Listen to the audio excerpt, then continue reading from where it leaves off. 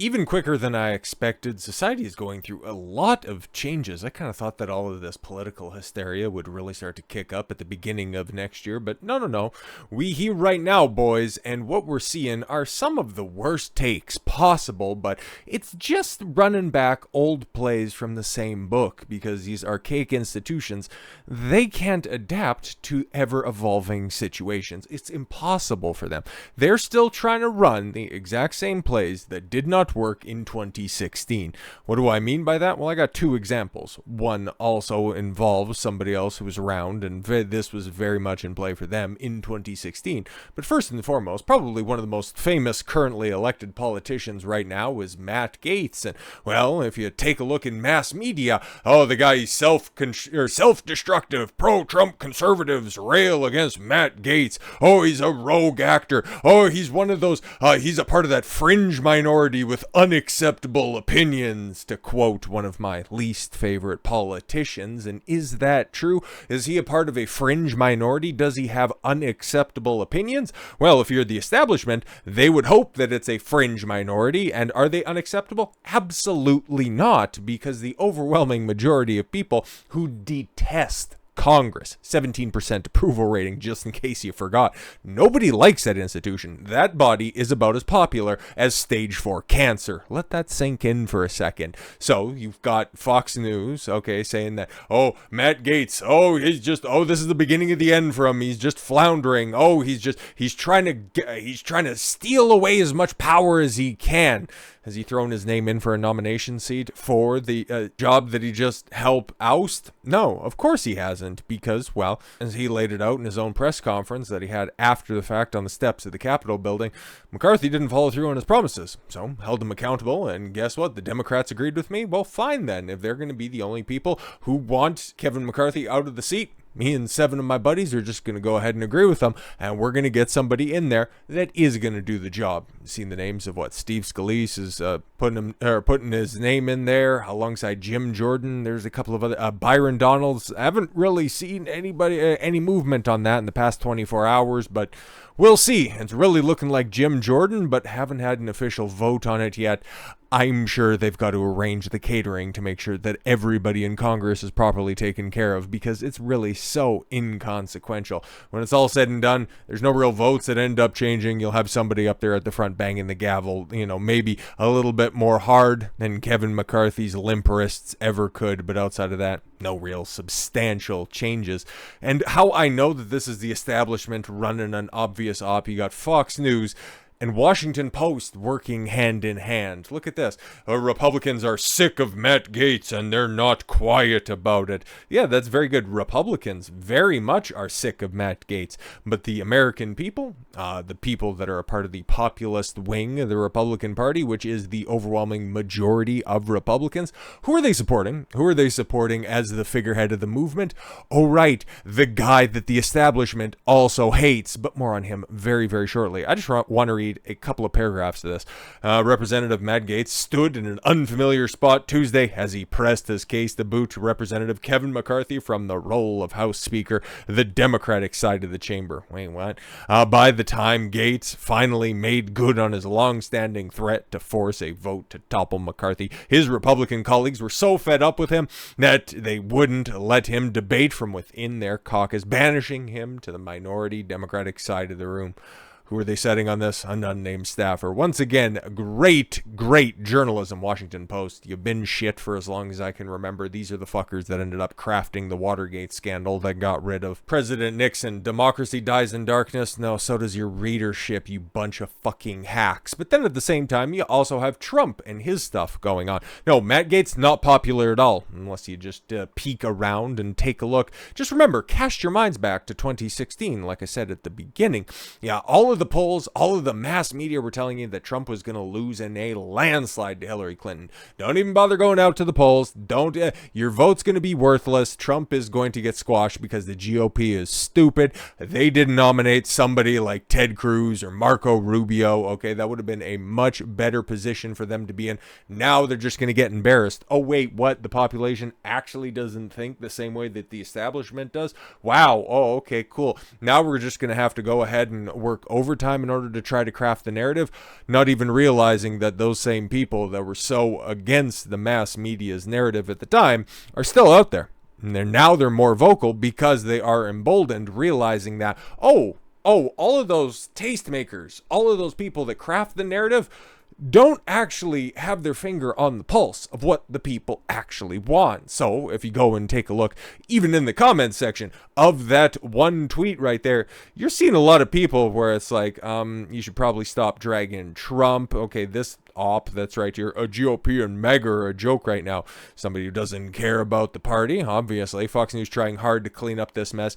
It continues to go on and on and on, and most of the popular podcasters and the pundits that are out there are applauding Gaetz's efforts because kind of tired of the establishment hacks, Joe Biden, the Democrats, and then even the worst rhinos, the actual traitors that are in the party. Not the way that the mass media wants to go ahead and paint Gaetz as being a traitor for holding Kevin McCarthy accountable, and then it also is coming to light that McCarthy also let Nancy Pelosi and a couple of other people keep their old offices. It's like, why were you doing that? Oh, because there's the big uniparty working over the top of this that have also made themselves patently obvious over the past 9 months that the Republicans have been in charge. No. This has smoked out so many fair weather GOPers. You love to see it. These are important times because what the people want, desire, and require out of their politicians is not reflective of the media. Once again, showing that big disconnect, and it's only going to get worse. It's like what we're seeing with this Trump fraud trial in New York. Is it really a fraud trial if there are no aggrieved parties? If there are no victims? If this is as apolitical as it possibly gets? Because in one of the most shocking things that I think I have ever seen, you had Letitia James, the Attorney General of New York, come out and say, now that Trump has been censured, he has a gag order because he said that the judge in this trial, who is obviously a bad faith actor, is a bad faith actor, and one of his aides was out there palling around with Chuck Schumer. Seems like a little bit of a collusive effort, but no. Stupid Judge Engron or whatever, some dumb shit like that. That fucking ghoul who's up there on the bench. Oh, he decided, I make sure that the safety and the protection of all of my court aides are properly taken care of. So you are not allowed to talk about that. You're going to have to go ahead and take down that specific truth. Obviously, Trump sent that out over on his site. But no, you have Letitia James in one of the most obvious cases of projection. I will not be bullied. And so Mr. Trump is no longer here. The Donald Trump show is over. This was nothing more than a political stunt, says the lady who campaigned on consistently annoying and pursuing the prosecution of Donald Trump for all of those crimes that he committed. And if he hasn't committed any crimes, fuck it, we will make some up. Like I said before, okay, because I, responded to this. Well, at least she's the appropriate size for the screen to contain all this projection, because that's exactly what's going on, man. It is ridiculous what the fuck is going on over there. But the way that the media wants to go ahead and paint this, they just have Trump and they have fraud in the same headline. It's perfect, man. Trump's an evil man. He lost the 2020 election. He's going to continue to lose into the future. Abandon all hope. Put your support behind the likes of Ron DeSantis or one of those other establishment hacks. Populism? We can't give in, as in the words of Mike Pence, we can't give in to the siren song of populism. No. Of course not. Former President Donald Trump attacked New York AG Letitia James as an incompetent and called his fraud trial, there it is, a disgrace a day after the state Supreme Court judge slapped a partial gag order on him, which is just such a blatant violation of his First Amendment rights. I don't even know, because that critique of one of the judge's aides has nothing to do with the trial. It just shows that, you have deep ties with the Democratic Party. Like, this guy's flaunting his powers, if that hasn't been obvious. Trump also tore into Judge Arthur Engoron, a day after the judge ordered him to take down online attacks for his own clerk. Yeah, what was that online attack? Like I said, she was pictured palling around with Chuck Schumer, or also has even deeper links than that. Regardless, and that's what stands. Trump accused the judge of taking part in election interference, who he described as taking orders from national Democrats. Well, again, he's doing everything in his power to make this look like a kangaroo court being absolutely and totally orchestrated by the Democratic Party. Like, it's really tough because everybody that's there has deep ties or is directly affiliated. Letitia James, it's going down in Manhattan, in New York State. It's looking like Democratic forces are certainly at play. Trump accused the judge, yes, of taking part in election interference, which he describes as taking orders from national Democrats. They made up a fake case, fraudulent people, and the judge already knows what he's going to do. He's a Democrat judge. In all fairness to him, he has no choice. He's run by the Democrats. He's controlled. That's a shame. After making the angry statement, Trump left the courthouse for the day during a contentious day in which the court, where his lawyers were unable to undercut the accountant for Mazar's firm that handled his account. He said that he would rather be on the campaign trail, even though he made a voluntary appearance in court for the third consecutive day. Well, yeah, okay, it's the Donald Trump show because he showed up. And if he didn't show up, oh, look at that, he's scared of the process. So you're damned if you do and you're damned if you don't. But everybody can fucking see through this. The same way that the media is trying to hold it up. Oh, he's there for fraud. Who did he defraud? The people that the people at the bank that he paid back all of those loans in full, who ended up making money, a lot of fucking money off of the interest on those loans?